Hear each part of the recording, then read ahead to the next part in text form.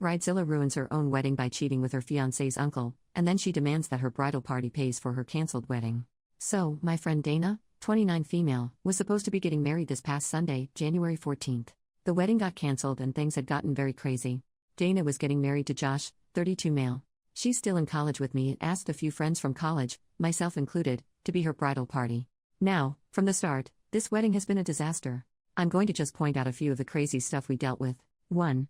She refused to invite my best friend, who she's supposedly good friends with, because she thinks we're lesbian lovers. We're not.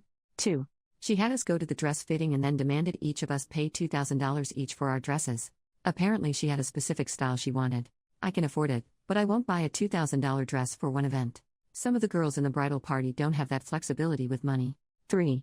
Apparently Josh couldn't invite any single females that were not blood relatives of him. So if he had any female friends, they were axed. 4. One of the girls in the bridal party doesn't drink because of her religion.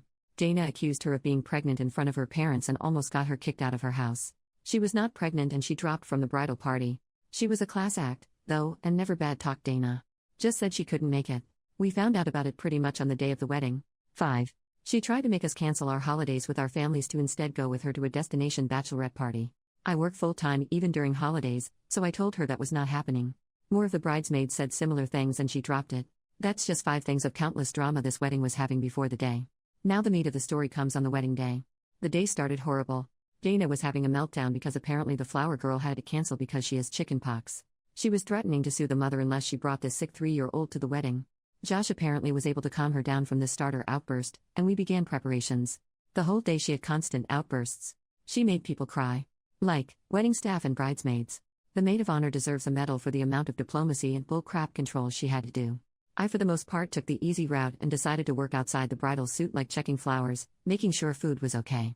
Basically any excuse not to be around the bride. Eventually I had my makeup and hair done, then the bride asked for a little bit of time alone to decompress from the stress. We didn't even fight it, you could not see a group of women run faster away. The wedding was starting in 30 minutes, so we figure she would be fine alone for that little. I spent those 30 minutes just sitting in the chapel with my phone. It had to be about 5 minutes before the start of the wedding when the maid of honor came over to tell me the wedding was cancelled. I asked her what happened. Maid of honor said, Dana was having a quickie with Josh's uncle in the room. Josh caught them. I just stared at the maid of honor with my mouth pretty much about to reach the floor. She told me to run and that she was trying to get as many people out before things exploded. So I quickly got my purse, gathered the 2 bridesmaids that were carpooling with me, and we left like the devil was after us. I checked with the other bridesmaid and all had escaped. That night I called the maid of honor to check what happened and the tea was bad. Apparently and rightfully, Josh called off the wedding, called her a few names, told off his uncle, and has since left with his mates to I hope have the biggest single-man party ever. I feel so bad for him. He's an absolute gem of a man. He apparently also told Dana and her parents that she will be paying the cancellation fees. According to the maid of honor, Dana's father told her in front of everyone that she was paying it on her own for being a slut. I thought that was the end of it. I made the choice to separate myself from this mess. Until I got a call from Dana, not even an hour ago, demanding $5,000 to help pay her cancellation fees. According to Dana, it was our duty as the bridal party to pay her cancellation fees. I obviously told her no and that she might as well lose my number. I am never speaking to this woman again. This has been pretty much the reaction of all bridesmaids and the maid of honor. By the way, maid of honor? Josh's older sister.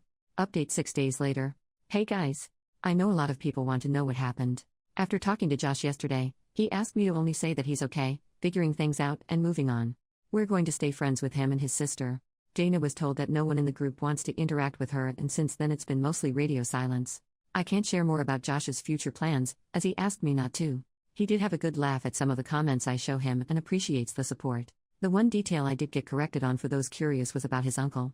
He's the younger brother of Josh's mother and he's 55 years old. I thought he was married into the family, but I got that detail wrong. I also found out the most disgusting detail is the uncle knew Dana since she was a teenager. Dana and Josh are high school sweethearts. So, yeah, I kinda feel gross knowing that. Other than that, I got a major haul of cake. So at least I got something good out of this mess. New update 2.5 months later, so I finally got permission from Josh to update on the situation today. I'm going to start by saying he's doing much better.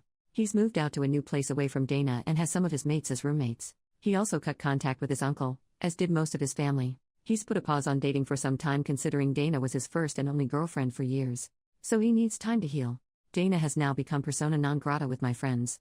She even tried to move in with one of them, without telling her, by appearing at 10 p.m. at night and saying, "You can't send me away this late at night." It didn't work. I dunno where she's living, but I can say for sure she's absolutely without any doubt very much screwed. She has 4 lawsuits. One from Josh for obvious reasons, one from his sister for the dresses she bought, one from the bridesmaid she accused of being pregnant, and one from Josh's uncle since apparently Dana used his credit card. She apparently moved with him after the failed wedding.